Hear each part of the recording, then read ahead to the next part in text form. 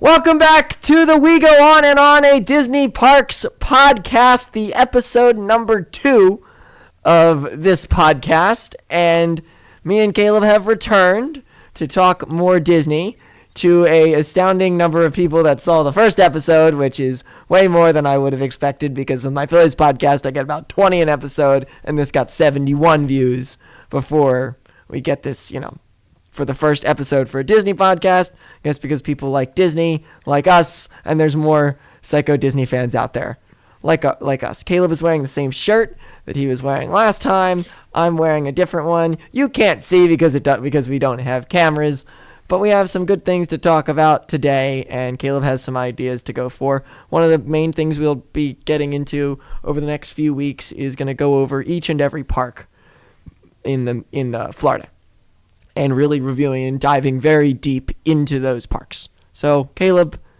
welcome back to another edition, and you are co-hosting, not guesting. Yep, we are back, and I am so ready for this. I spent a half hour earlier today pulling the reviews from that story that we told last week, completely in order so we can talk about them this week.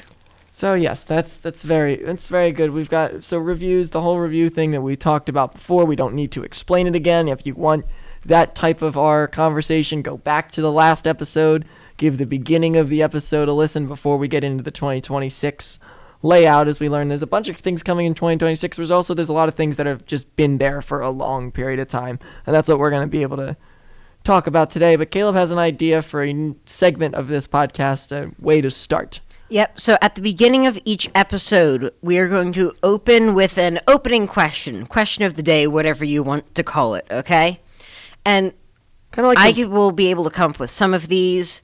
We will source them from some of the people we know, and if you have a question that you want answered, you can put a comment down, and we may be able to answer that for one of these opening questions. Yes, and anyone, because this is on YouTube, you can comment in the YouTube comment section and leave us a Disney question. Make sure it's a Disney question. We don't need to answer what is the color of the sun or some random question. I don't know why that was the first thing that came to my mind, but not that type of stuff. You gotta stay on the Disney topics and out there, whatever, but try and provoke some conversation or what you want to hear on the next edition of this podcast. So today's question is a Caleb created question. So yep, and you haven't seen it yet, have you? No, I've not, because I was told to avoid it. Yep, okay.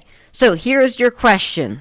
How do you engage with the Disney parks when you are not there? Because obviously we cannot be there all the time. We live where there's snow on the ground. And more snow coming this weekend. coming this weekend that I don't even want to think about yet. But up in Florida, we were watching a live stream yesterday, and this kind of can answer the question a little bit.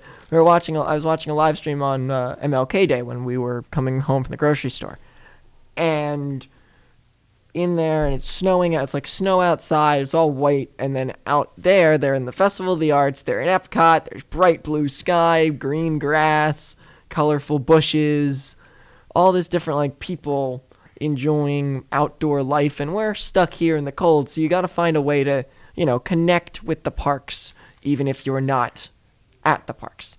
And I spend a lot of time to answer the question. I spend a lot of time watching live streams. I'm a big live stream watcher, more than Caleb by any mean. I watch a ton of live streams.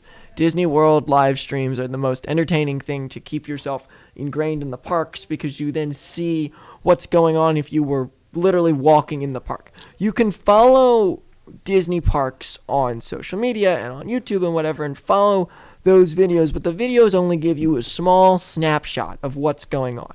So I'm able to put a live stream on in the background, and there's a talker. Some of these people, that crazy Disney lady, Janelle, Disney theme parks with love, and Ron on the Go are the main three, and Go to You Live.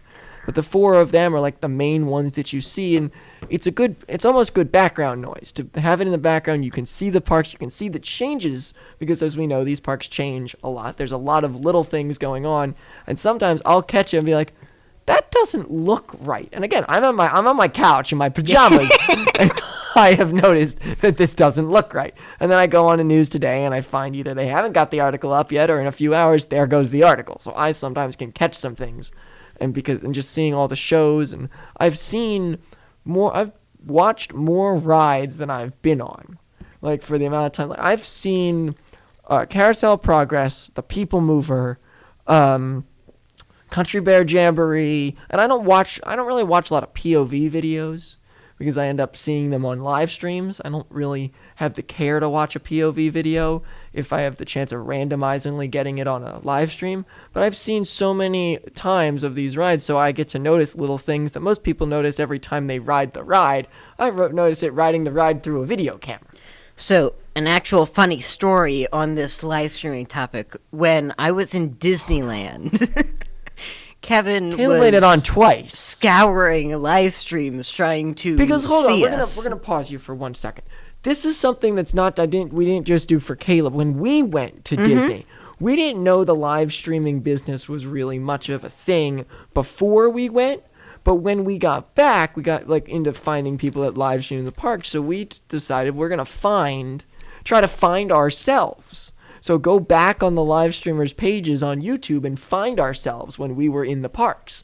And it's really a difficult job to do. It's not easy because you have to time up when the person is supposedly walking through and you might have been there.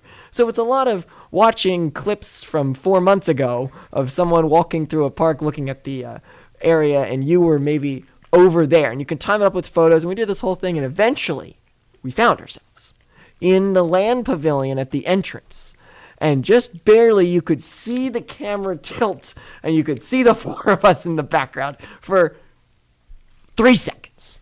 But it's like, if we can do that, then we can send someone when someone's in the parks, then you can identify that the live streamers are out there. So you see the gimbal and the phone on the thing, so you know what you're looking for. So when we go for our senior trip, I will be looking. And if there is a live streamer, I will say hi to them.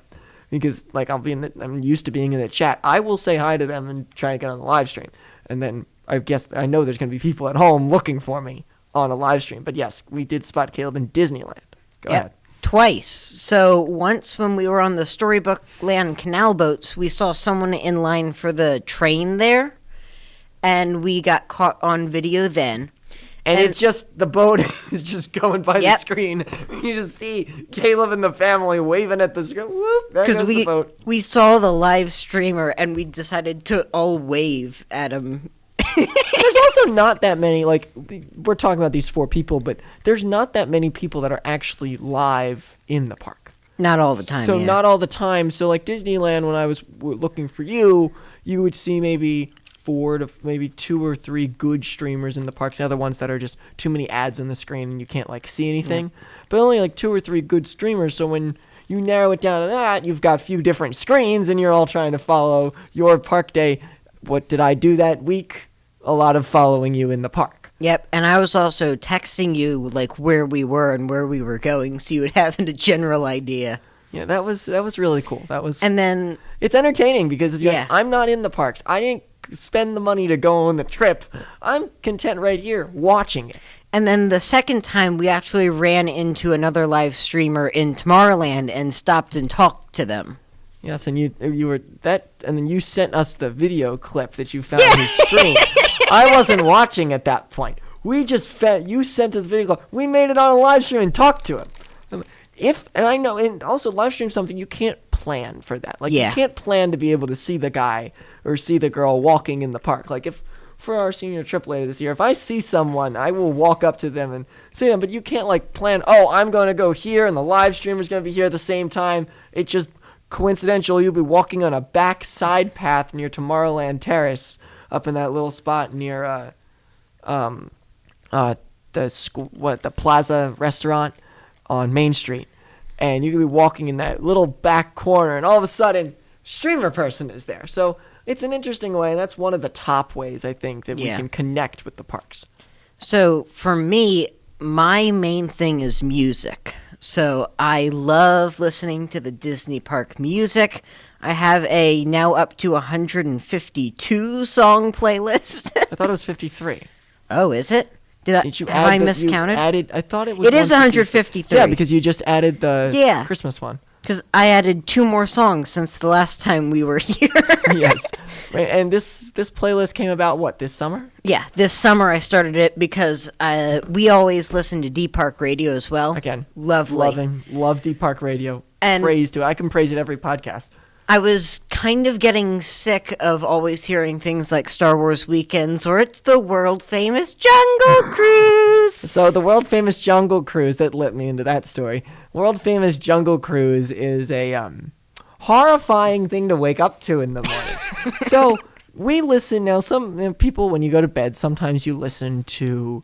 You listen to white noise, thunderstorms, rain, music, calming music. For me, sometimes sports radio, which is a strange one. Yep. But one thing we start listening to a lot is Deep Park Radio when we're going to bed. And Deep Park Radio has this very wide variety of what they can pick from.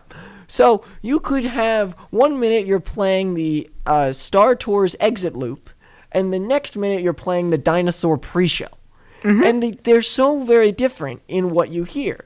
So and also it's not on a track. It's not like it's a loop. It's not a consistent loop. It's random. It's randomized. So the fireworks shows at night, and that's entertaining to listen to. But in the morning, you have no idea what could be playing. When you shut your eyes at night and you drone off to like Wishes at night or something, and the show's playing, and you wake up in the morning, and the first thing you hear when you wake up in the morning is the lady from the Jungle Cruise going, world famous Jungle Cruise, is horrifying to wake up that way.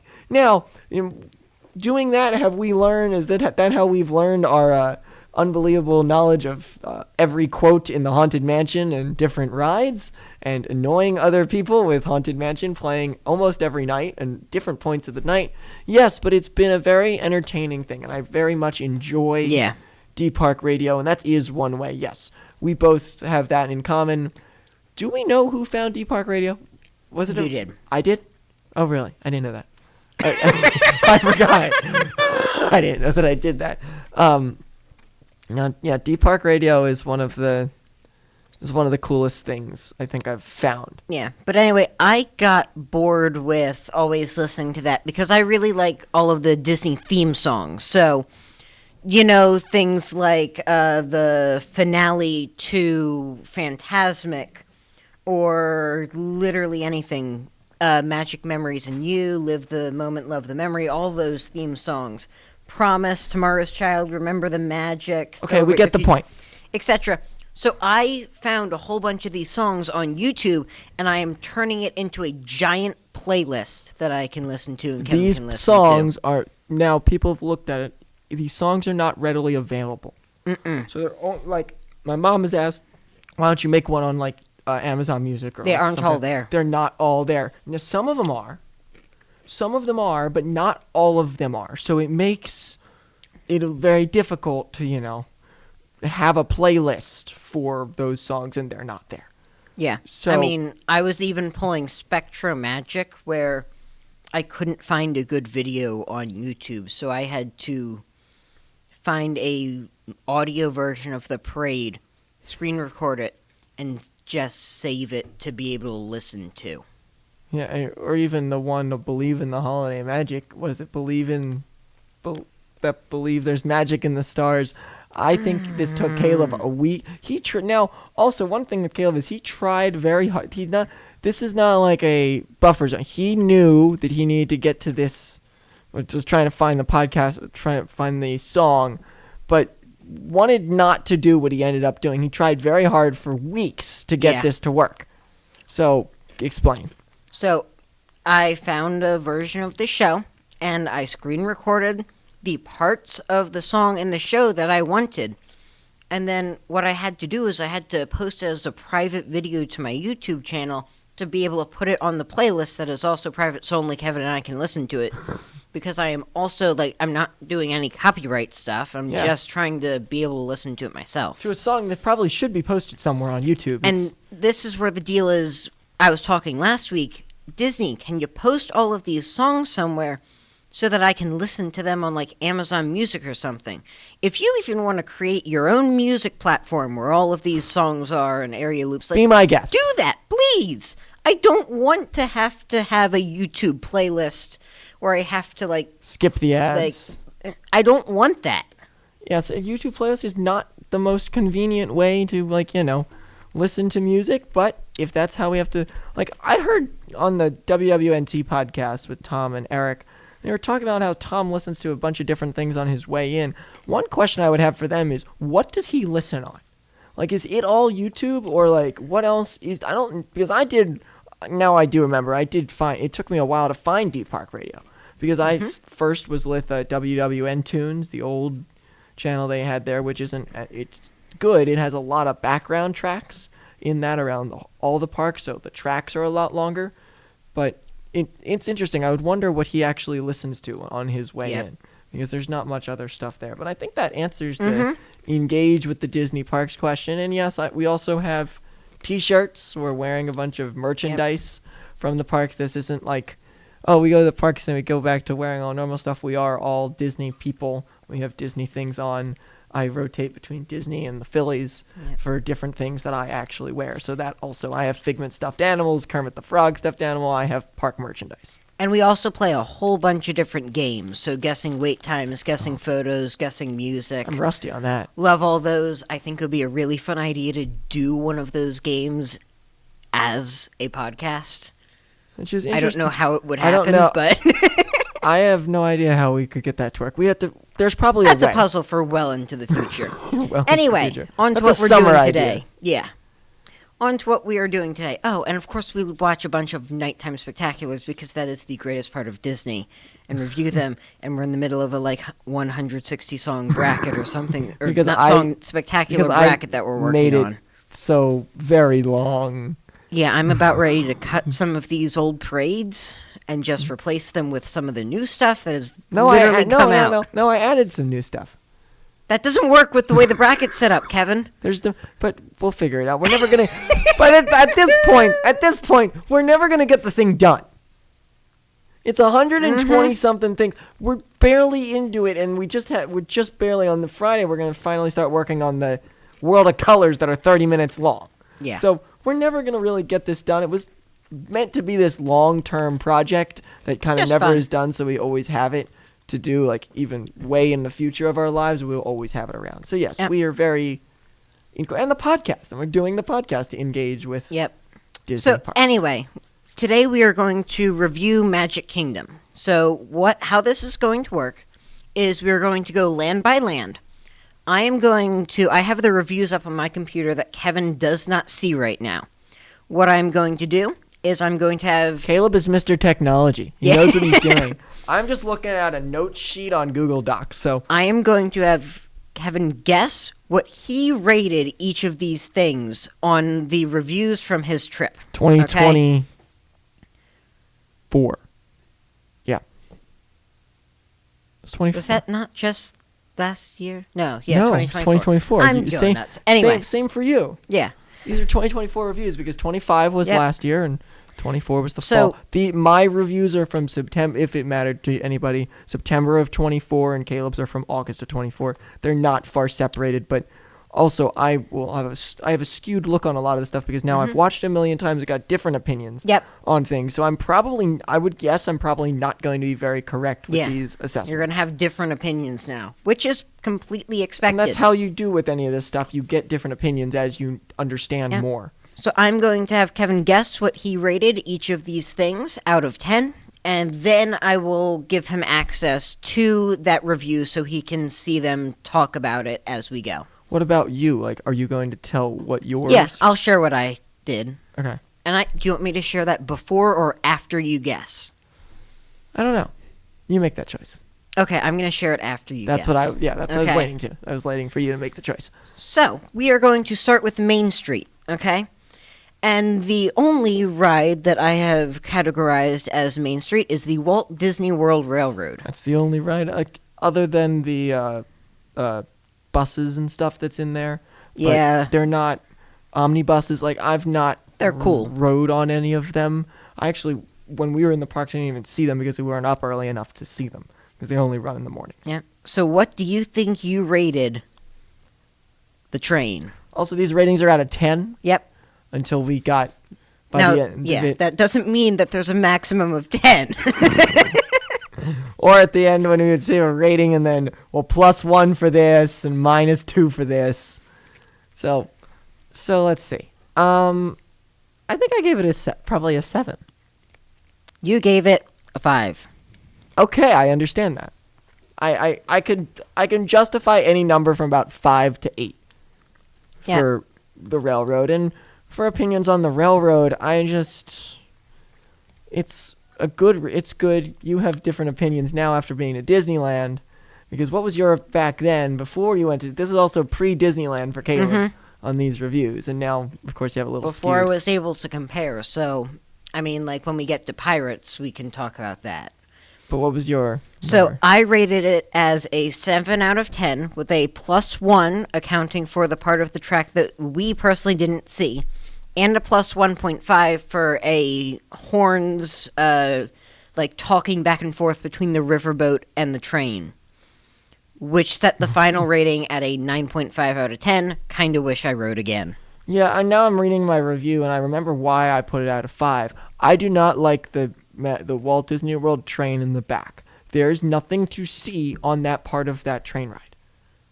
There is nothing to see there at all. You're going through, and the whole storyline with Peter and Wendy doesn't make any. It's a very out there goal to try and make it tie in while you're driving through trees. Well, you're literally just going through the trees. What storyline are you talking about? The audio with Peter Pan and Wendy in the back there. You can hear the audio? Oh, no. I genuinely, the train is one of the things that I've always loved since I was a kid. Loved trains I'm not forever. saying I don't like trains. Yeah. And, I don't know what are you talking about? It's in my review. The audio is very loud. I wrote, clearly, this is exactly right. The audio is very loud, so you can hear over people talking around you. The part from after Big Thunder to Storybook Circus is very bland with nothing to look at but trees. The audio with Peter Pan and Wendy is somewhat hard to follow with nothing going on and nothing to look at, but I would write it again. So that's what I wrote in my review. And there is an audio piece where they're like talking about something going on back there, and it doesn't click. I don't know what they were getting through. There's nothing to look at. You can't. In Disneyland, I know the train, there's a lot more to look at, the way it's set up. That in the back area, and I know you're going through like backstage, and they have to hide it with trees to have it the right way, but I can't. I don't like it. I do not like that back area. It's too much dead space to get you to the next spot. I don't know what they can do to fix it because of where it is and how Magic Kingdom is. They could add dioramas. That'd be nice. Well, it's completely closed right now. That section, right now the train is in shuttle mode going back from the Storybook Land station to Main Street, just going back and forth through that stretch of track because of all of the construction. So I am at this point wondering, what might they do in the process of Villain's Land creation that could possibly change the train? And then even in Tomorrowland, they start talking about Stitch randomly. So the whole train story thing, to me, doesn't make much sense. It's very confusing. There's not much there. Personally, I don't love the train story. I love riding the train. Don't get me wrong. I enjoy the train. But I feel like there's different ways they could have gone about doing the train. And now I'm pulling up on my Google Maps exactly the train path, and you can see it on Google Maps. There's this big section where it's behind backstage. It's backstage stuff for Magic Kingdom Drive and for services for people, for like cast members to get to the Be Our Guest restaurant and Ariel and all this stuff. There's a good space of land there until you get to the train track. So it's just through the trees. It's just trees.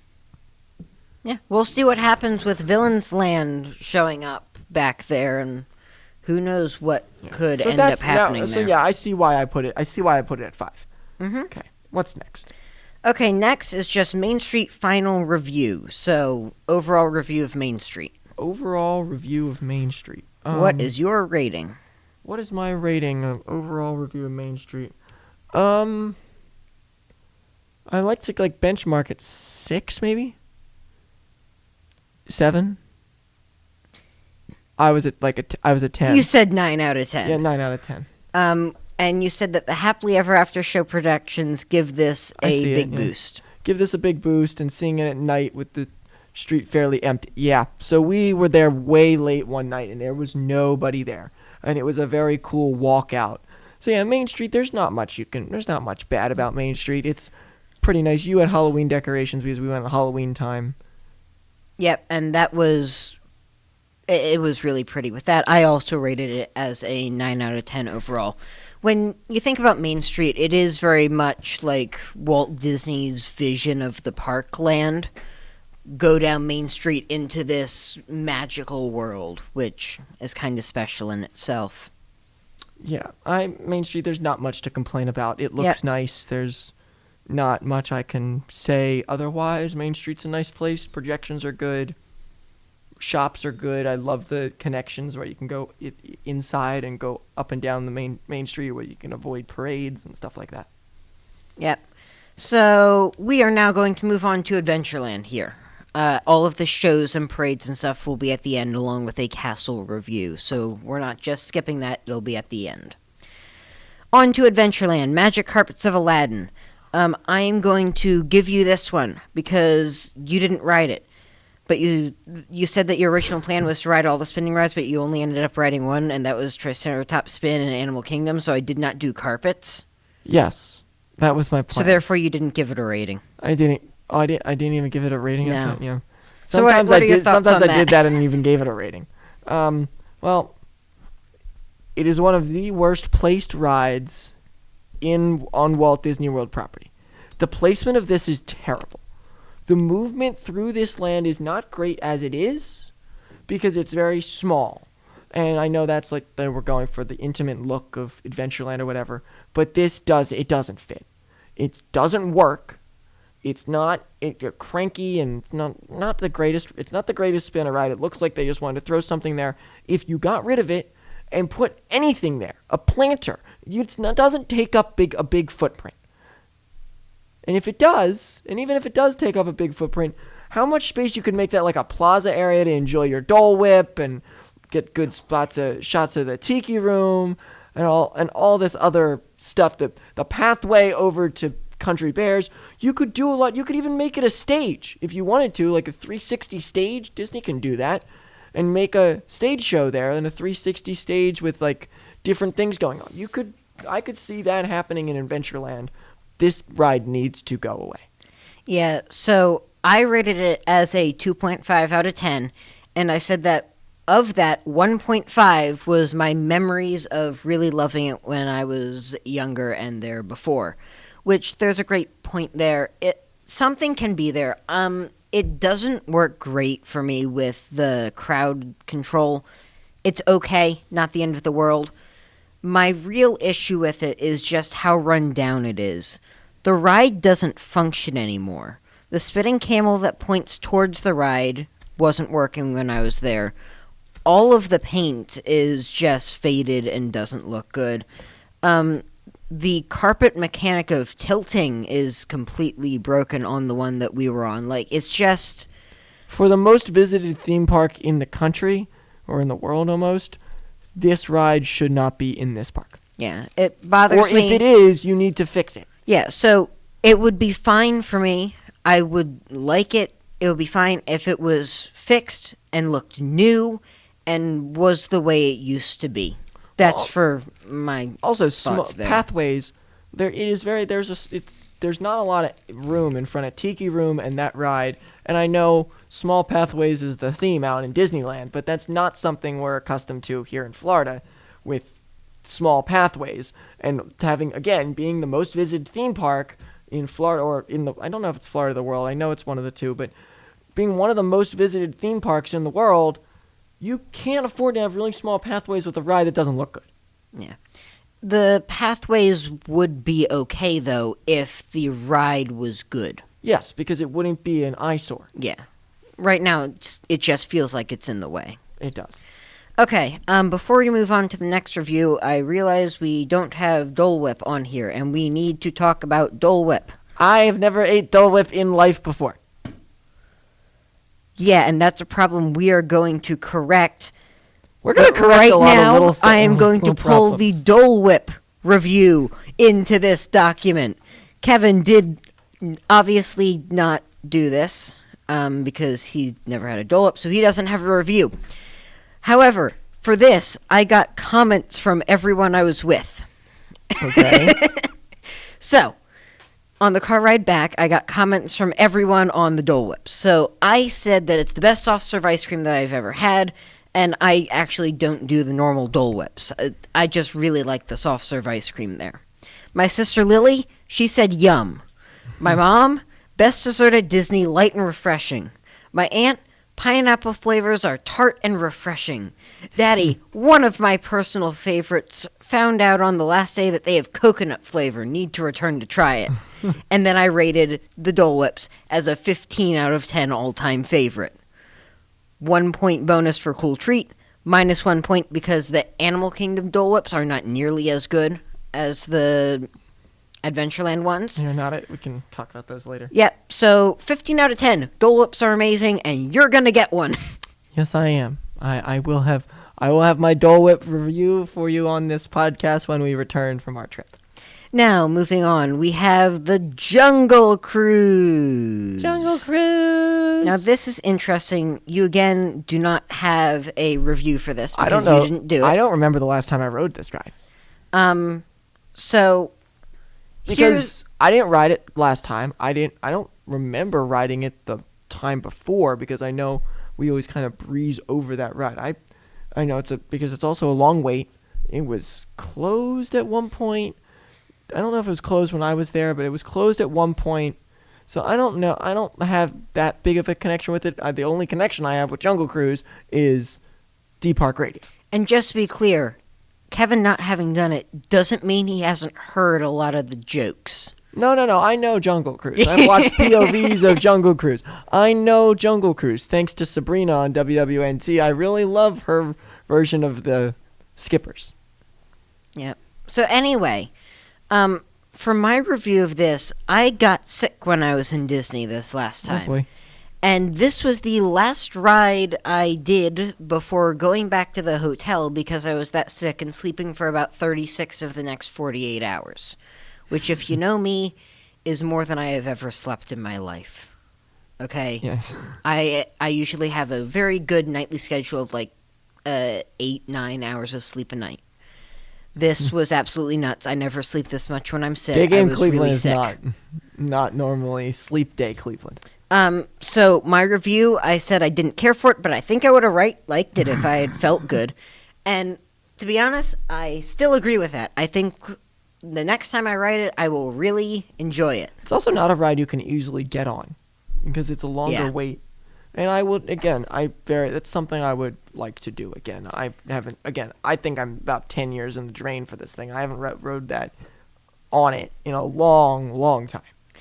It's just kind of cool. It's one of the original attractions. I like it. It's nothing super crazy, but it's solid. I rated it as a question mark out of 10. I think I'm going to put it at a 6 right now.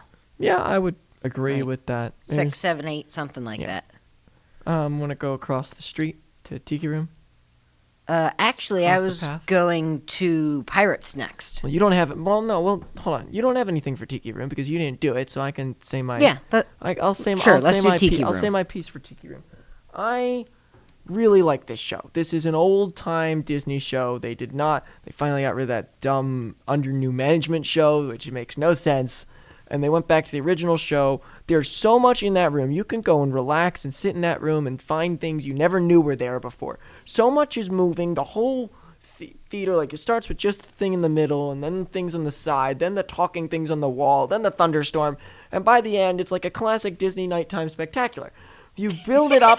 You build it all the way up. You build all this stuff up, and by the end, you get the whole thing is exploding in front of you. And it's a really cool show, and it's a good way to take 25 minutes of your day and just relax and get out of the heat and just take a chill pill from being in the Magic Kingdom. So how do you think you rated it?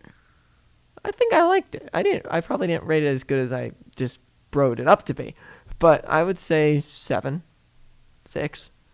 6.5 out of 10. Okay. Good work. Yeah, and it's very good. It's not as good as Country Bear Musical Jamboree, but we'll get there later. Yep, so on to Pirates of the Caribbean, and I will bring in some Disneyland reference here. Caribbean or Caribbean? I don't care. I'm just wondering, what is the way to say it? I've heard it said both ways. Okay. What do you think you rated it? Pirates. 9.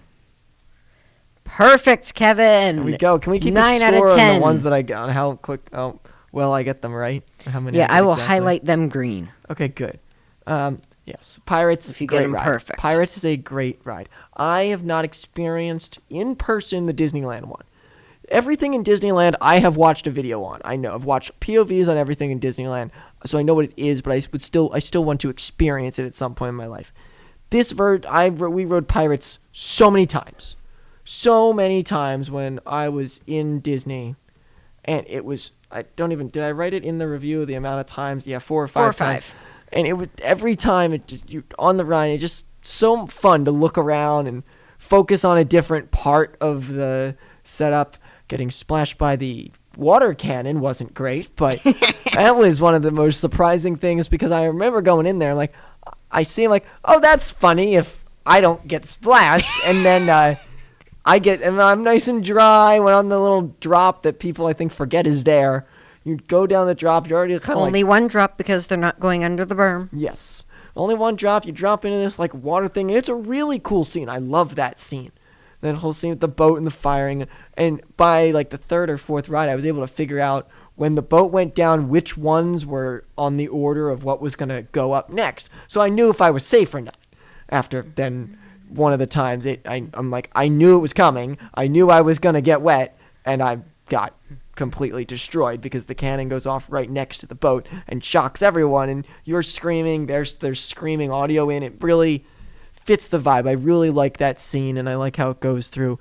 I again agree, this one's too short. The Disneyland one is longer and it has more on it. You can speak for that, but you go through the town and all of a sudden you're done. Like there's not enough there. So the one thing I do have to point out here, I think you can't say that it there isn't enough there because it's still one of the longest rides in Disney World as is. I would agree with you, though, that it is better in Disneyland where there is more. So I also rode Pirates in Disneyland like 3 times or 4 times or something. Loved it so much more than Pirates here because there is so much more to it in Disneyland. There's more at the end. There's more at the start. It also doesn't mean that you don't like the Pirates in Disney World. So Pirates in Disney World is still very good, even if you much. like Disneyland. So we're not like saying that he doesn't like Disney World Pirates. He still likes Disney World Pirates. I rode it 5 times and rated it 9 out of 10. Would ride again. And you also put on here the smell. The smell thing is in use. Tech. That's the first time you'll hear from that. The smell tech is really good. Yep. The other thing I just want to point out, I agree with pretty much everything that Kevin has said. There's also a really cool sky effect that they have. So next time you're on Pirates, look up. It's cool. I never really looked up. Maybe that's or if there's a video somewhere, look up. The sky is really cool. Okay, I gotta put that down in notes to look up. You'll probably remind me, but I will. I'm excited to look up and then not get splashed by water. Which that's also a complete distinction you have to change that where other rides like It's a Small World. Do not look up. Just look straight ahead. Do not look up. That will ruin your view of that ride. Look straight ahead. Even if you get bored of the song, look straight ahead. It doesn't make it go faster. But Pirates, you look up, that just adds to the experience. They also have the really cool fire effect there with just fans on like sheets and lights. So that's kind of cool. Love Pirates. I would love to walk around the set of Pirates, like in that ride. That'd be so cool. It is some others in my family, their like favorite ride in Disney World. It is just round of applause for Pirates right here. One of the best rides. Absolutely love it. Okay, so is that it for Adventureland? Let's see. Yes. We did Tiki Reed. No. Swiss Family There's Treehouse. the Swiss Family Treehouse. Wasn't able to get to that. Let's see. Kevin did not do this, and I rated it as a 3 out of 10. 3 out of 10. which mainly just there isn't much more to it than what you see. It's a little walk-through attraction. It's kind of cool for what it is. You get a nice view from the top. It's just it's not. How long super do you think it interesting. takes to go through? I don't know, 10, 15 minutes maybe. Yeah. Something like that. The small gems of Disney World. The one thing that I do remember, one of my previous trips, not this last one, but before, like 2018, 15, or 13, we watched the fireworks from the Swiss Family Robinson treehouse. That's a cool view. And that was a really cool experience and one of the few things that I do still remember from that trip. And knowing that you like illuminations. Yes, that is another one of the things. Even before, like, knowing illuminations and all about that, that was another one of my memories, looking out, standing next to the torch, and looking out and seeing all the other torches around the lagoon. I didn't remember the show. I remember the pre-show of looking out around everything and having the torch, like, right there, because it was real fire and really warm. Okay. It's one of those few things that I actively remember. Few core memories from Disney. And now, the final Adventureland review. What do you think you rated it? Adventureland in total. Yep. No, because I took it down from the 2 rides. I think I had an original review and I did like a minus because I took it down for a ride. I would say 6. So you ended at 5 and had a 3 with a +2 for Tiki Room and Pirates. I started at a 5 and put a -2 for Carpets Looking Bad. Yeah, now also since we've been there, they did do a bunch of updated pathways. Yep. So it made it look more like New Pirates Bar. New Pirates Bar and Bar or something. Lounge. Lounge. It's the lounge. Not bar. Pirates Lounge. Those are like the 2 additions in there. We're not going to have opinions on the bar/lounge, but we will have opinions. I'm interested on the on how the pathways make everything look, especially at the beginning. So we last trip did the Halloween night, and one of the Mickey's cool Not things, So Scary Halloween Party. Yeah. And one of the things that was there in Adventureland is they had a Pirates band playing outside of Pirates. That was kind of cool. Oh yeah, I think that's there also during the day. There is shows that happen right on that little area out there near Pirates. I'm actually pretty sure that is a thing. There's a stage right there. Well, anyway, we are now done with Adventureland and going to rotate around to Frontierland. So, Tiana's Bayou Adventure, what do you think you rated it? For Tiana's Bayou Adventure, also very new at the time when we were going. Brand new, as we know from the amount of times it went down and how quickly they rushed that one to the finish line to make sure they could get it out there. Quick thing on Disney, I'd rather you be late to your deadline and get it to be right than you be rushing and it come out stuttering. Because it came out really stuttering, and I feel like it has gotten better since. But it has this overarching negative view of it struggling. Yeah, I still remember just seeing and it was down so much. Yeah, it was always... But we didn't get stuck on it in Disney World. Caleb got stuck on it in Disneyland. Anyway, that's a story for maybe after you guess. Yeah, for after I guess. I don't want to feel like I say the same thing, but I did like this. I think it's a 6. Because I know I was really hard on all these grades, so... 7.5. Okay. It was an 8, and then you did a -0.5 for being too dark. Did I not do a -0.5 for it not being Splash Mountain? No, you didn't. Oh, okay. Nope. I put it at an 8.5. And Wood Rat again, yeah. Definitely 8.5 it's a good grading. I forgot about this. What, the review? No, so we rode it once and went to ride it again. We had the virtual queue. Virtual queues were still a thing and that was at the just time. Like a backup. Maybe we'll do it, maybe we won't. And it was our time to go, and we went over there, and it was a 75-minute wait through the virtual queue. It was out the door. Using the virtual queue, we were still going to have to wait an hour and 15 minutes. We didn't wait that long for Tiana's. So we were able to ride it both days without the virtual queue because of Lightning Lane. And we got with the Lightning Lane both days. that we did it, and I enjoyed it both times. I thought it was very fun. I loved the splash. That whole ride layout is really good.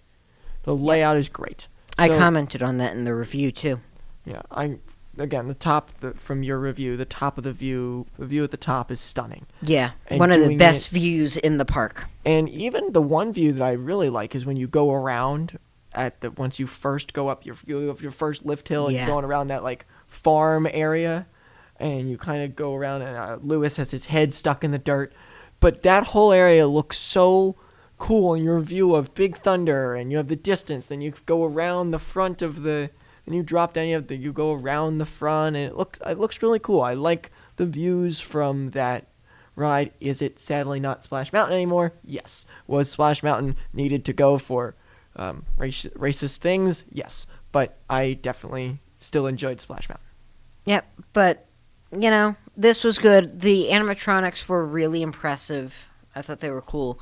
I thought they did a good balance of not using too much screens here. That's argued. It is. There's argued. I am a little. It's pretty good for them. I don't love the bottom part before you get with the frogs. I feel like there are too many screens right as you start to go up. There's a spot or two. Right as you start to go up that lift hill, replacing the vultures with a screen was not the right move. It was just not the right move. Replacing a physical character with a screen that, for a long time, not long ago, they finally got the screen back to working. So that wasn't great. Anyway, also, there's not enough time to see that animatronic at the top of the hill. Yeah. There's not enough time to see her at all, because by the time you're up, you're moving, you're at the top of the lift hill, and you're crashing back down, and you don't really get to see this really, really good animatronic. Yep. One other comment, just for all of you to know, Kevin and I do not care for a lot of the screens in Disney parks. No, we're not screen people. I think you might have picked up on that. So when we get to Epcot, Runaway you'll Railway. hear a lot about that. And Runaway Railway in... Yeah, but Runaway is better than Remy. Oh, yeah. I forgot about Remy. I was referencing Remy because that's what we're going to do next. Yeah. Anyway, so, yeah, that's about it for Tiana's Bayou Adventure. I will say, assuming I'm right and it has gotten more consistent, that is for the best. Oh! What? We nearly went away without mentioning my Disneyland story. Oh, yeah. So, Tiana's Bayou Adventure is also in Disneyland, and we got stuck on it when we were there. The ride shut down, and we were stuck. We made it to the bottom of the hill, but we were stuck there for like 30 minutes until they were able to come out and get us, because we were in like the lowest priority area of anywhere. So in the middle of the... Now, wouldn't it have been, like, in theory, wouldn't it have been kind of cool to get evacuated from the middle of the... Oh, yeah, but we were at the very bottom. We just walked through the party scene and through some backstage areas. That was cool. Anyway, on to the next thing, which is Country Bear Musical Jamboree. It's a Country Bear Musical Jamboree. You did not have the right tune there. Yeah, I did not. Okay, what is it? You haven't seen it. Correct. It is my grade... What's your rating? 12 out of 10. 15 out... It was high. I think I had it over 10. Just a 9. Just a 9? Okay. Which, to be fair, I think might be your highest rating so far, other than Main Street. Pirates was 9. Pirates, you said 9. Main Street, you said 9. It is one of... This is such a great show. I was not able to ever experience the original Country Bear show, so I don't have that knowledge in my brain. But this show was great.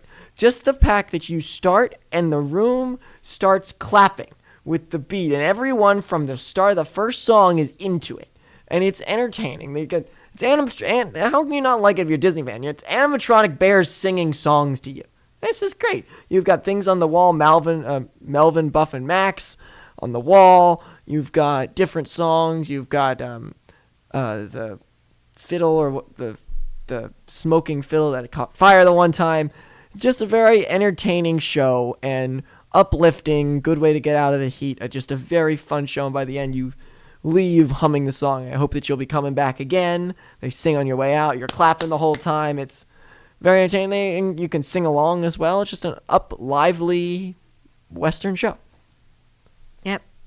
I have nothing to say on this. I really don't know much about it. Caleb will have something to say on it when we get back, because I'm forcing you to do this. Okay, we are going to do Big Thunder Mountain Railroad next. What do you think you said? Such a great ride. Did I have this at a 10? No. 8. Yeah, you had it as an 8. 8. Okay. Yeah, this is what Caleb has good opinions on this. Caleb loves the queue of this ride, and I did not get to experience the queue of this ride much because we either did it late at night, with Lightning Lane, or in the rain. We did in the rain during the day and at night, but a few of them with Lightning Lane, a few of them without any wait time at all. So I didn't really get to experience the queue, and you will have your opinions on the queue, but the ride itself is fun. It's just a fun family roller coaster. And I'm very excited for the new scenes or whatever they're adding to the ride coming soon in the next few months. I'm very excited to see how that turns out, and hopefully that's opened up by the time we go there. Yep. So right now, to be honest, I am mixing up which Big Thunder queue is Disneyland and which one is Disney World. So I know in Disneyland you go like under the track, and that's a whole cool experience.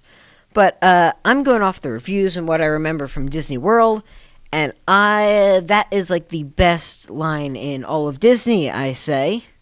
It's such a good, and I still agree with that. It's such a cool view. You're like up there and looking over the tracks. It's and a cool view. There's a lot of things for you to do in line too. The line is part of the experience. It's not just the attraction, which is one of the things that Disney does better than pretty much anywhere else.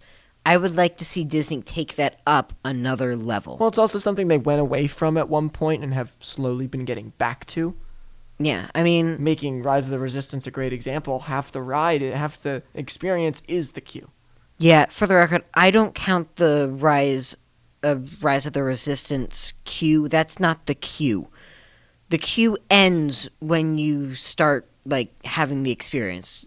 Subtract 25 minutes from the wait time, or 15, or whatever it is, because you're not going to be waiting that long.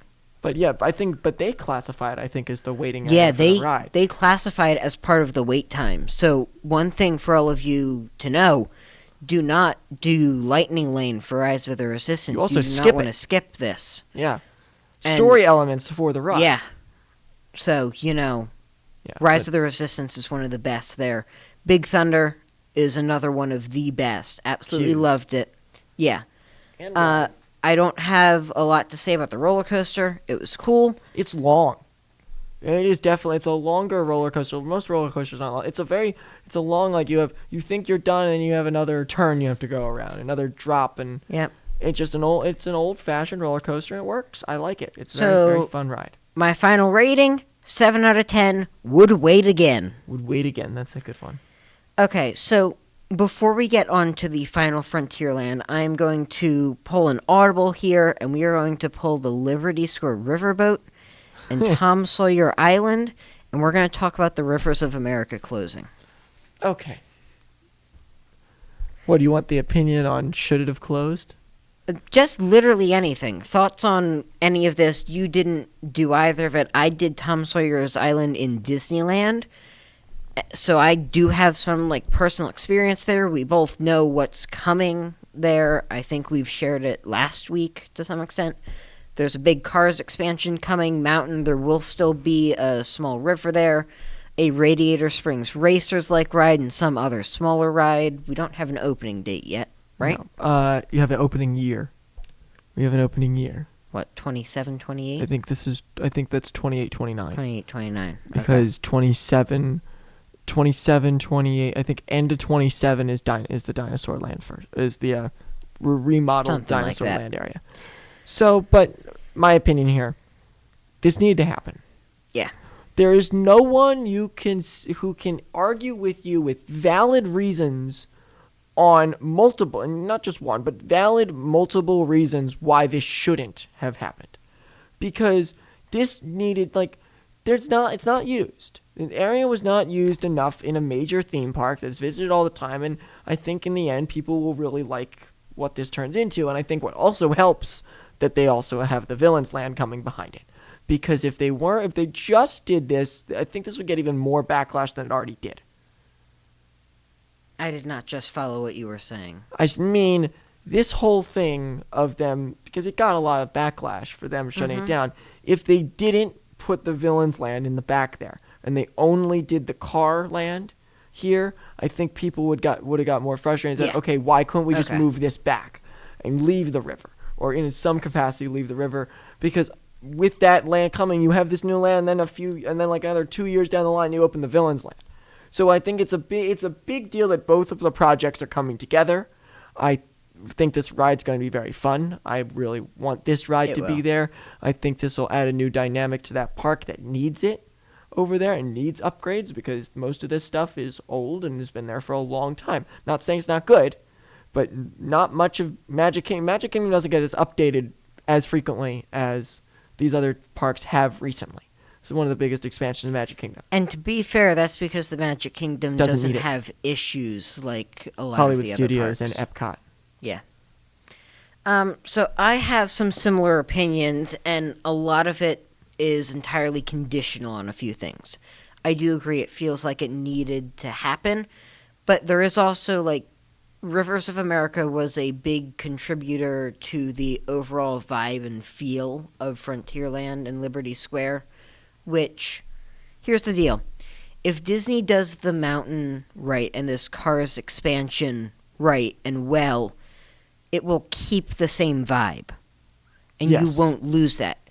There will be problems, and I will have problems if they don't get that right and the feel isn't at least similar to what it was. Yeah, that's where you could run into problems. There are major things that they have to work on with sightlines.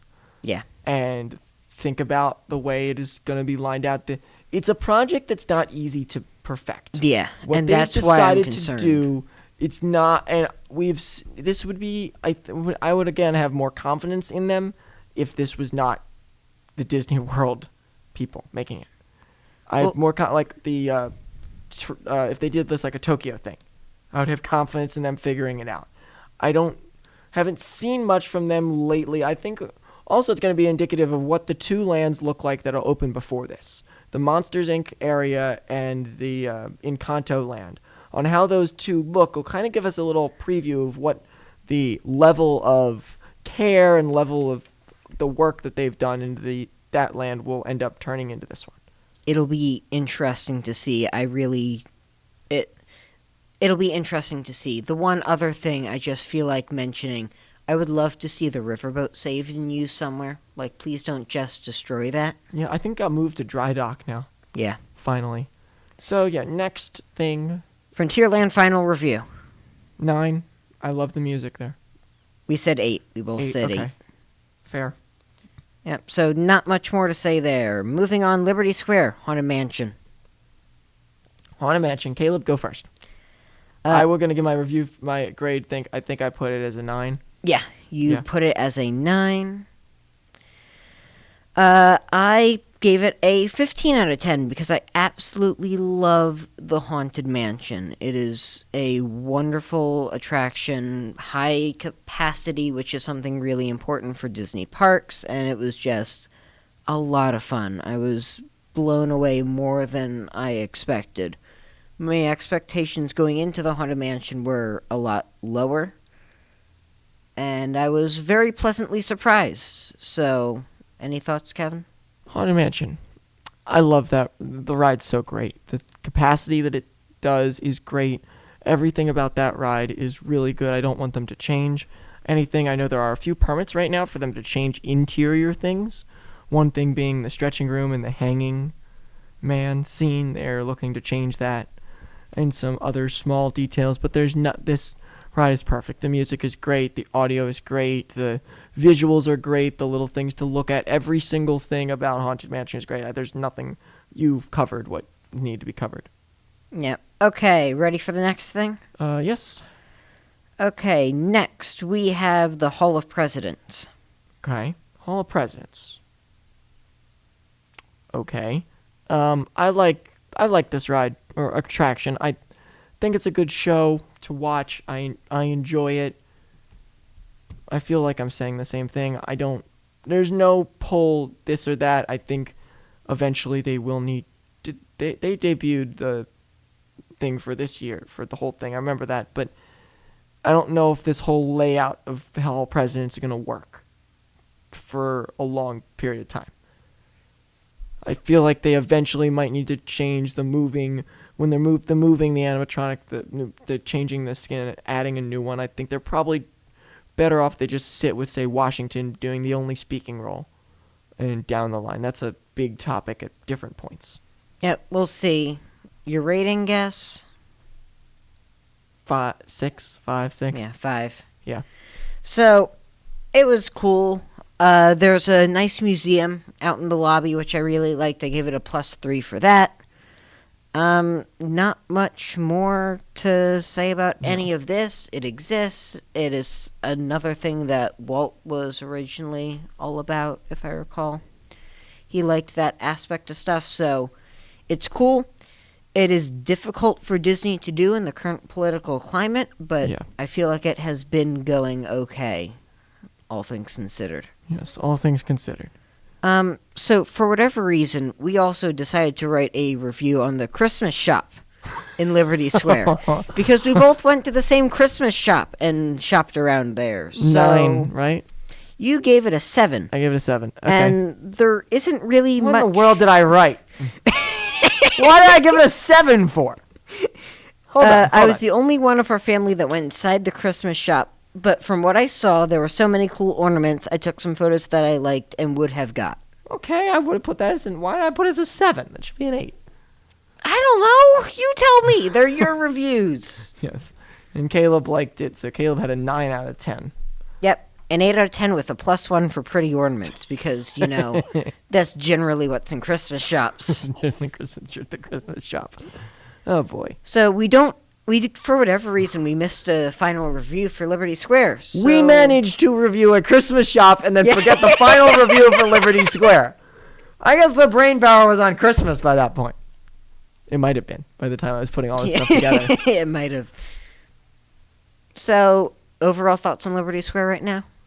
Well, right now, without the riverboat, it's a very small space. And, it always was. Well, always was and always will be. Interesting. I think they said they're not getting rid of the riverboat port or something. Like one of the things are not leaving, and they're going to build it into that exterior. Like I said, if they do this right and well, it could be really cool. And if they don't, there's a lot of room for error, and I feel like sometimes a little bit too much room for error. Yep. Coming for this project. So anyway. I would give it a 7. Yeah, something like that. The music's cool. I like the Liberty Square music is like all that trumpety band music. Okay, Peter Pan's Flight, which, Kevin, you didn't do it because you didn't want to wait too long and there was no lightning lane available. I don't know the last time I did this ride. I really don't. I don't know the last time I rode this ride. I've seen POV videos of it. I think it's fun. It's very short. The queue is one of the top things that people like about it, but very short ride. Oh, I remember this now. Okay. Oh, okay, so I gave it a 6 out of 10 with a +1 for being able to ride it, and I feel like I need to give some context here. Yes. When we were in Disney World, it was closed. It wasn't supposed to open for another week after we left. And it just kind of opened when we were standing right there, and we were one of the first people in line to ride it after the refurbishment. Yes, Disney World. Yep, Disney World. Yeah. Not Disneyland.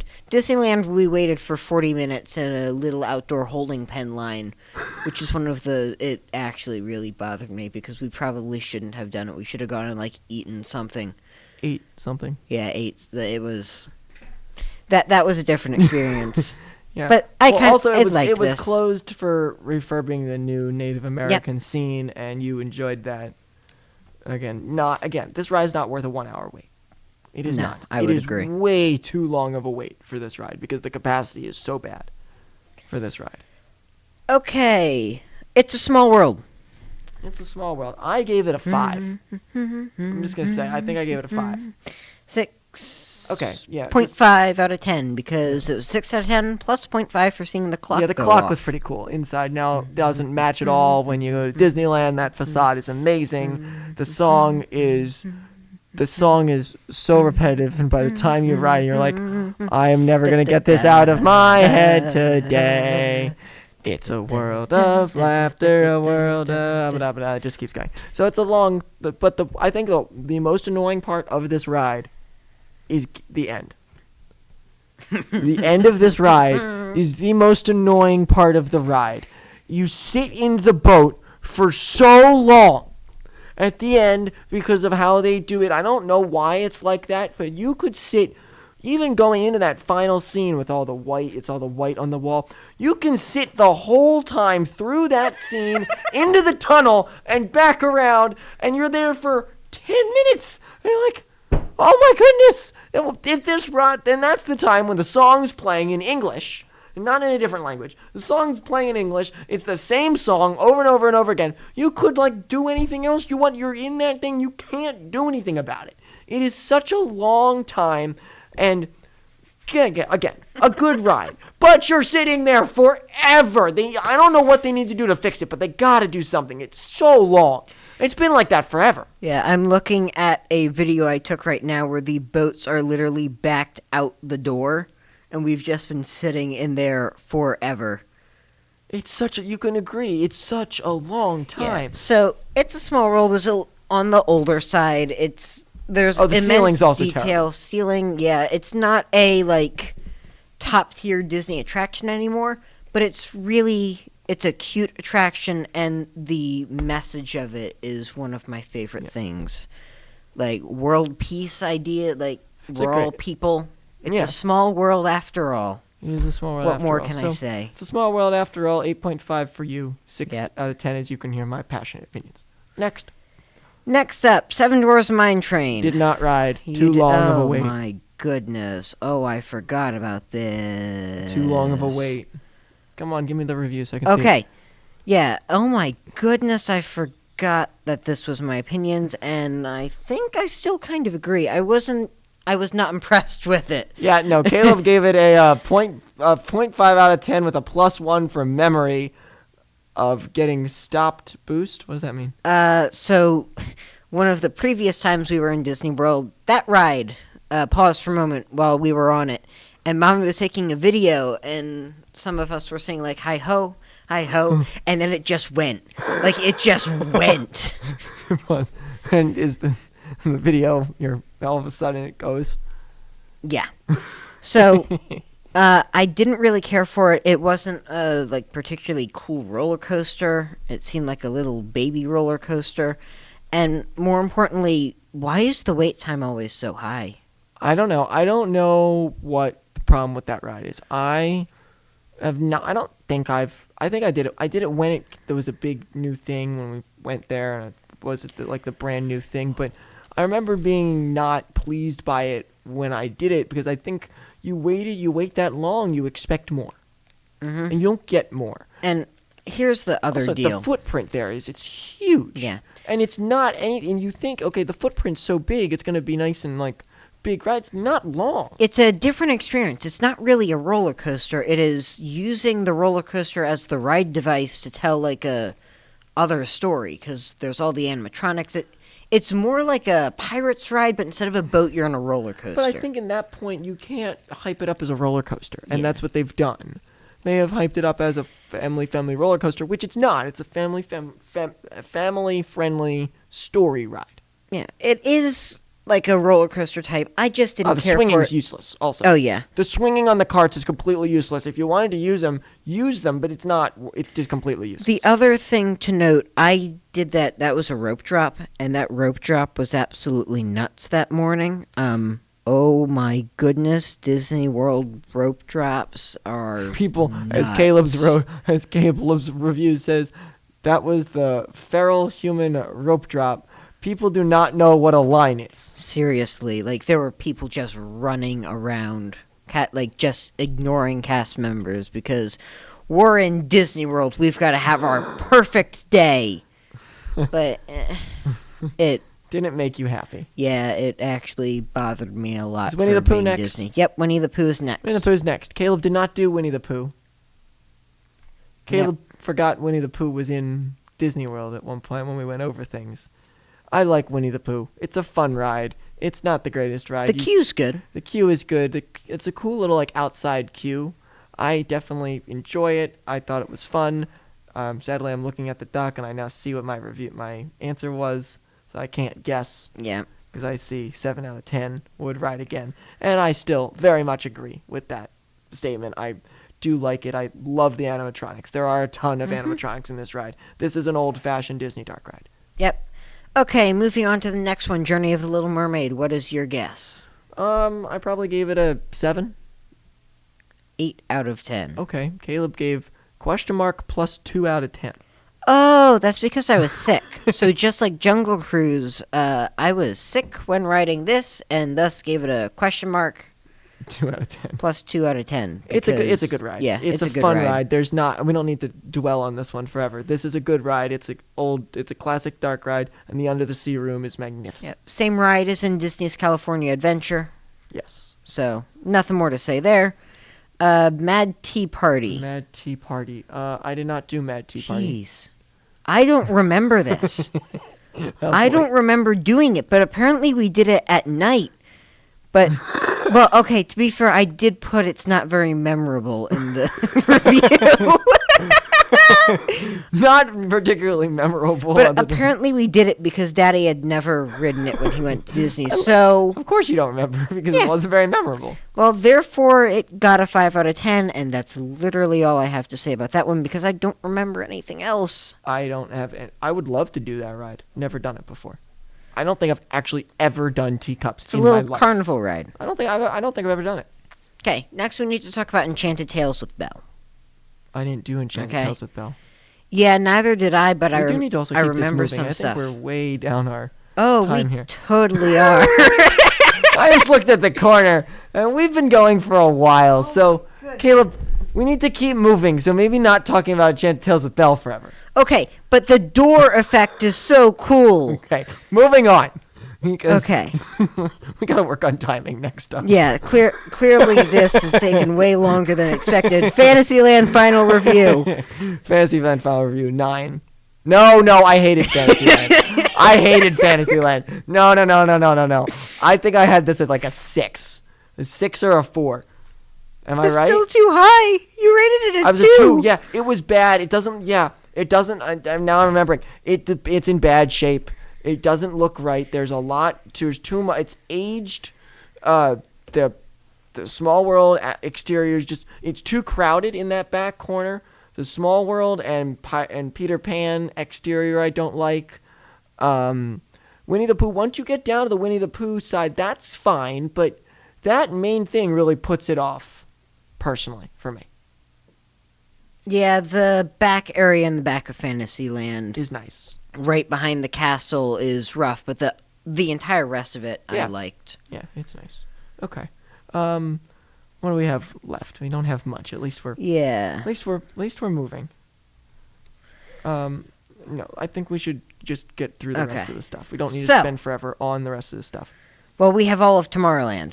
Yes. Well, let's breeze over Storybook Land. There's not that much there. We didn't do any reviews on Storybook Land. We only have Tomorrowland left here with this, really. Yep, and Nighttime Spectaculars. Yeah. So let's get Tomorrowland. Let's do. I don't have to guess my opinions. Let's just kind of go over the rest. Space Mountain. This review is absolutely nuts. Space Mountain is nuts because we don't like it. Yeah, we wrote an entire page on it. Hurts your back. I keep thinking I'm going to hit my head because I can't see what's coming next. Caleb, of course, says +2 with a +1 for being a classic, +1 for everyone else liking it, +2 for seeing it with no lights on and looking cool then. 6 out of 10, ...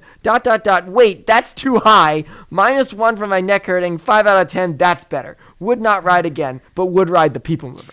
So when I was on the People Mover in Tomorrowland, they were doing some problem fixing on Space Mountain, and all the lights were on, and we got to see that, and that was really cool. But for the rest of it, I didn't like it. It's my sister's favorite ride in Disney World, but I don't like it. So there's an important distinction. It's very rattly, which is rough. The cars are small. For anyone with long legs, the cars are small. Yeah. And it hurts your leg the way you have to sit. And it's also pitch black darkness. I do not like that fact of this ride. It's pitch black darkness. You can't see it all. And I like having some light in the back, like where you can kind of see, like on Guardians, you can kind of see what's coming next, but you have no idea what's coming next on this ride. So you think, like I said in all cap, you can't see anything. So I had a 4 out of 10, -1 for not being able to see, -1 for thinking I was going to hit something, and -0.5 for not having the moving walkway at the end that I remembered. How did I not notice this before? What? Your math is wrong. It is? Yeah. 4 minus 1 minus 1 minus 0.5 is not 2.5, Kevin. Oh, no. Kevin! I don't know how you didn't notice that. Probably because I didn't look at it in detail. So it's either a 1.5 or a 2.5, depending on whether you trust the subtraction and assume it's a mistake, or whether it was supposed to be a 5 out of 10. Who knows? Maybe it was. Who knows? It wasn't a good review. Right. The moving walkway I miss. Yeah, severely. I saw that and I forgot it wasn't there, and now I'm sad again.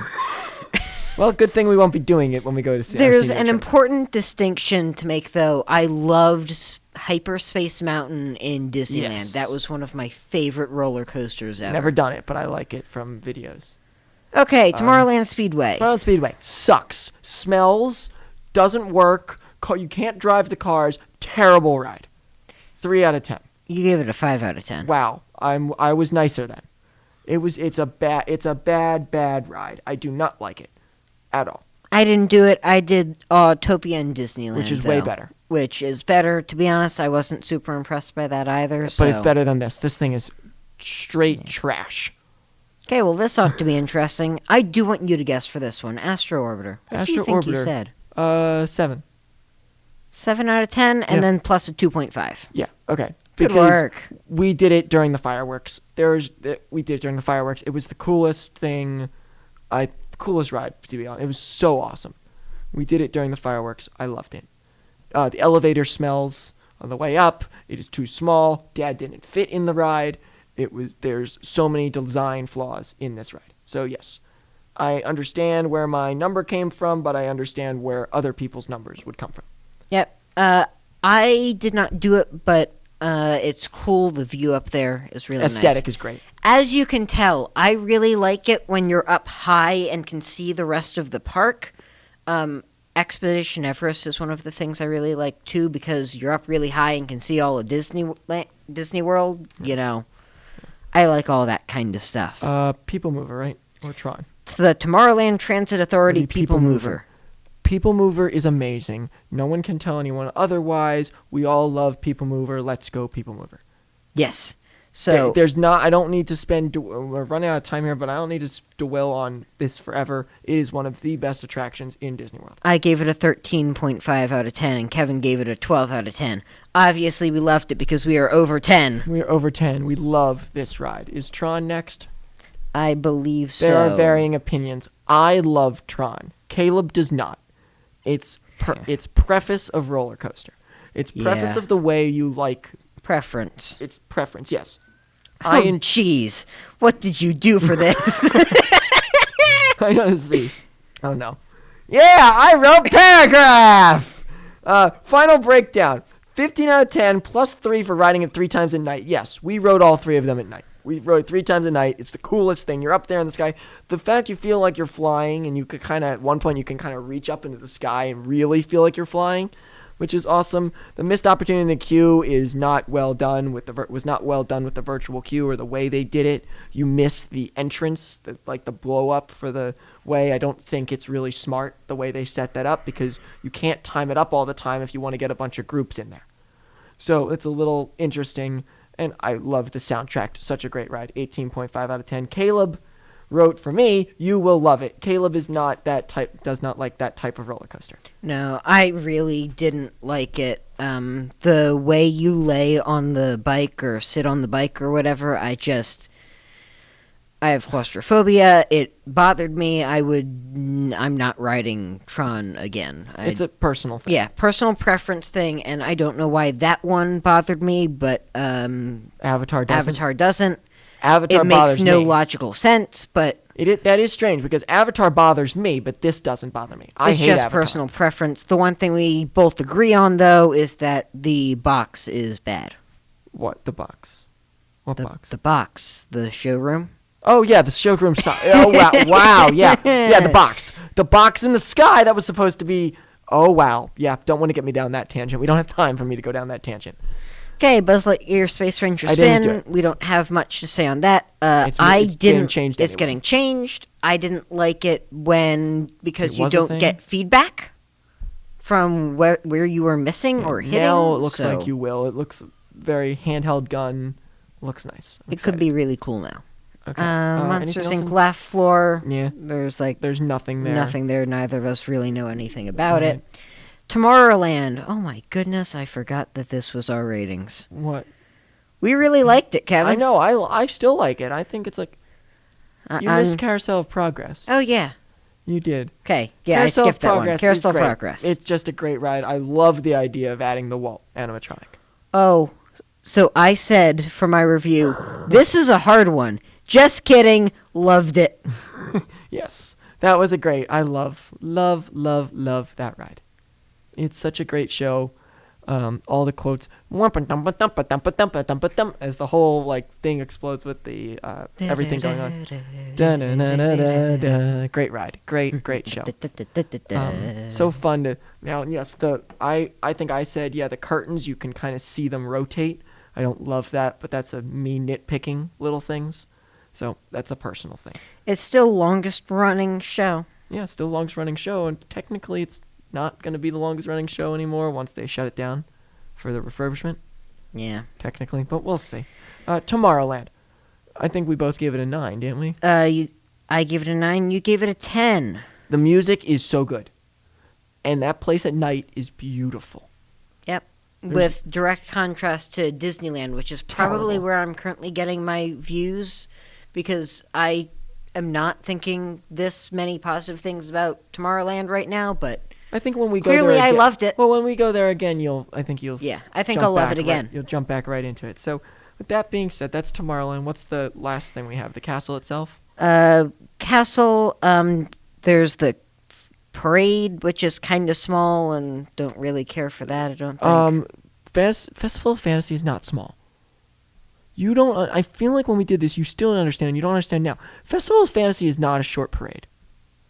Compared to Disneyland, it is. But everything in Disneyland is longer. Well, Disneyland makes good parades. Yes, what can I tell you? Well, Festival of Fantasy has been rotting for 10 years, and we haven't done anything about it. Starlight is way too short. Like, if you have to compare Starlight to Festival of Fantasy, Starlight's way too short. Starlight's got a lot of problems. But the music is good. Festival of Fantasy has a good theme song. It does.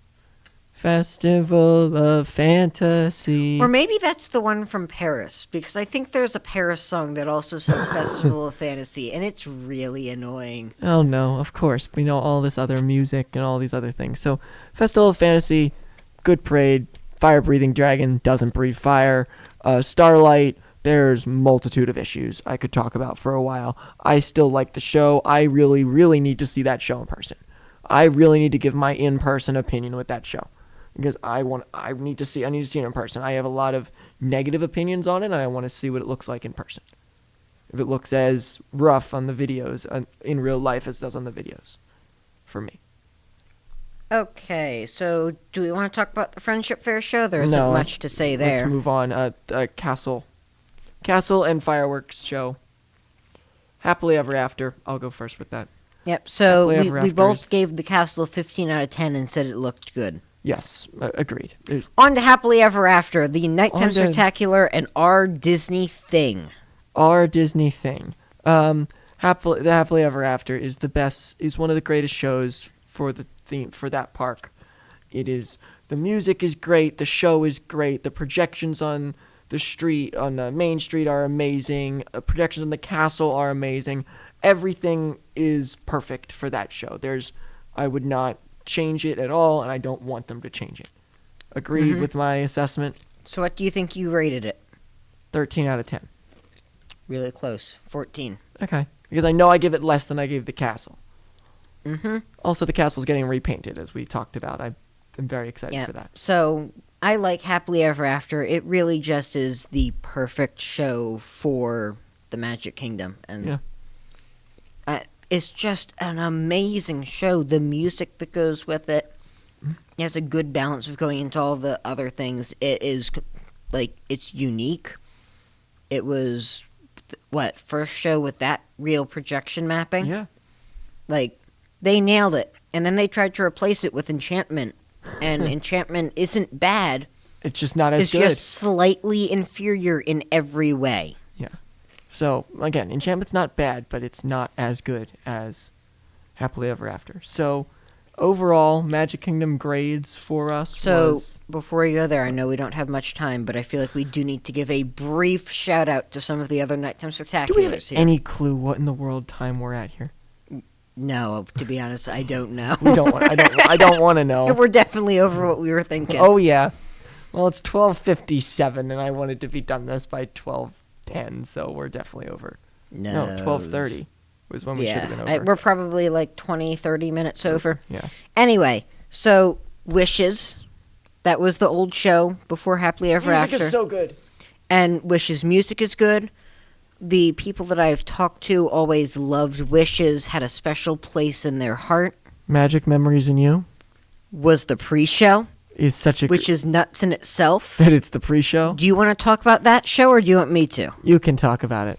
So, The Magic of the Memories in You is the pre-show that ran for a while with Wishes. We didn't know it was the pre-show for a while. No, for quite some time, we thought it was just a standalone show, and then we watched it a few weeks ago, and I decided to look it up, and it was a pre-show to Wishes that had its own theme song, its own music, its own story, and it took photos from people in the park that day and projected those photos on the castle. That's the coolest thing, and I wish they could somehow do it again. Which, clearly around that time, they were doing a similar thing, because they did a similar thing with Luminaria, and they put the Magic the Memories in You in Disneyland as well. And it's just such a cool idea that I kind of think would be cool to bring back. Yeah. Definitely a cool thing. Other than that, there was another really big castle shows. I think at the point you talk about the castle shows, you have to mention Main Street Electrical Parade was in Disney for a long time. Spectro Magic. Yeah, at the exact same time, I'd say Spectro Magic is such a good soundtrack. Main Street Electrical Parade is one of the longest parades. Like, it's a long parade. There's so much going on. That is the blueprint for nighttime parades. And you can show, if you watch Main Street Electrical Parade, you watch Spectro, then you watch Starlight, there is a big gap between those two and Starlight. Yeah, Sadly. and that's kind of the problem. Sadly, that is the problem. Because we have two great shows, two great parades, and then that. We'll go into complete depth on some of these Nighttime Spectaculars another time, too. Yeah. This is more of an overview of them. Also, shout out holiday special shows. You love the Christmas show. The Christmas show the Halloween show. Because I love this. It makes me laugh because of how dumb it is to have a song about texting on the castle front. And when I first saw that on my birthday this year, I'm like, oh no, no. So there is a show about it. Text me Merry Christmas to fully charge your phone. It's just such a... We're not. I did not put that song on the playlist. I refuse. No, it's not. It's sad that we're at that point, and that's one of the main ones on the front. But it is honestly amusing. It's funny. That wasn't for the Nighttime Spectacular, though. No. That's for a different show. That's a show. It's a castle show. I also like the Nighttime Spectacular, but the castle show is amazing. All the Christmas stuff they did in Magic Kingdom is really good. Yep. Halloween is also good. The Boo to You Parade is cool. That song. Boo to you and boo to you, boo to you and boo to you and boo to you and you, boo. Anyway, to you. I liked it. I liked the show that was there from the Nighttime Spectacular. I'll be honest, I don't remember it very well because that was the Caleb night. was sick. Yeah, so I got sick 2 days before that. I was out the entire day. And then went into the park that night for the Halloween party because I needed to go to the Halloween party, but I was still not feeling great. Yeah. And I remember some of it. It was kind of cool. Yeah, it's very cool. I would have liked it better if I wasn't sick. Yes. Maybe you can experience Disney next time, knock on wood, that you'll actually be healthy. Yeah, let's not talk about that. That's why I said knock on wood. Yeah, knock on all the wood. Anyway, I think that's... is that covered? Let's see. We've got slight music review. Oh, no. We have a music and then final park review, and then we're done. Music was great. Magic Kingdom hits all the marks with the music, but it wasn't the best park with music, right? Yeah, so you gave it a 7.5 out of 10. We both, I'm pretty sure, loved the Epcot music a lot more than this. Yes, we did. I gave it a 4 out of 10. Wow. I didn't care for the Magic Kingdom music that much. Adventureland music is great. Frontierland music is great. Tomorrowland music is great. Those 3 tracks are awesome. Main Street, I don't really even hear the music that much. There's too much going on there to really get the music. But those 3 bring it up for me. I love those music tracks. For me, the difference is Epcot music. Like, that is a standalone thing that I could listen to forever. And for the record, I do. I have an Amazon Music playlist that is a set of a bunch of different... Still have to share that with me. Real music that was put into... I say real music like Disney music isn't real. But like other songs that were played in Epcot, including Papillon on the Wings of the Butterfly. And some other stuff that were pre-show stuff for Illuminations, and the Epcot music is just so good. Epcot Anthem, love that. We're not talking about Epcot. We're not talking about Epcot, but I'm just trying to make a point here. I didn't care for the Magic Kingdom music. It was a 3 out of 10 with a +1 for Found a Peanut playing.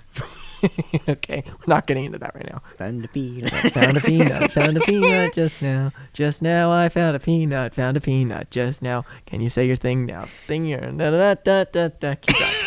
Just keep going with the reviews. Okay, final park review, and this is the part that you are going to take a moment to guess. We categorize this by appearance. 7 out of 10. You said 9. Okay. Nighttime shows. 15 out of 10. 14. Rides. I'm not going to get any of these right, am I? 6 out of 10. 8. Oh, no. Music and feel. 9. No, 7. 8. Oh, no. Other. 10. Yeah! There we go! And the overall for Magic Kingdom that you said was... 7 out of 10. 9. Oh, okay. You gave it a 9 with the magicalness of Fantasyland needs work, you say. Yes. What about you? I gave it a 9. Appearance, an 8. Nighttime shows, 13. Rides, 8.5. Music and feel was a 7, because I really liked the looks of it. Other, I gave it a 10 out of 10. I think we also have to... I look at what I said for 10 out of 10, and it's just because I was texting these to Kevin, it's easy to navigate 10 out of 10. Anything you can think of, reply to this, and I will respond/adjust my rating appropriately. Now, so one thing I will say for you is this was around this time. This was the first one we did in reviews. Yep. So the reviews to both of us get a little bit longer as we go down to this. So we need to figure out how to budget our time better for these podcasts. Yeah, clearly. Although there is less to talk about in a lot of the other parks, too. Yes. Well, I wrote like a paragraph and a half for Luminous. Yeah, we can go into more depth on Epcot Nighttime Spectaculars. Oh, boy. Anyway. So with that being said, I think we can wrap it up. Yep. So final decision for Magic Kingdom was a 9 out of 10 rating. We both really liked it. Overall, I feel like it's like the most solid of all of the parks. Oh, yeah. There's a lot of attractions. It's the one there. with the least amount of holes. Yeah. It's not my favorite, but I can agree that it is like the most solid park there is. Yeah. There's holes in every other park. There just is. Yeah. So with that being said, any other last comments? No. Last comment is we will be back about 2 weeks. Yep. And probably for the Epcot Probably reviews. for the Epcot reviews, and we'll find a time in February before baseball starts and get back to more Disney conversations. So, Caleb? And that's us signing off as we go on and on and on and on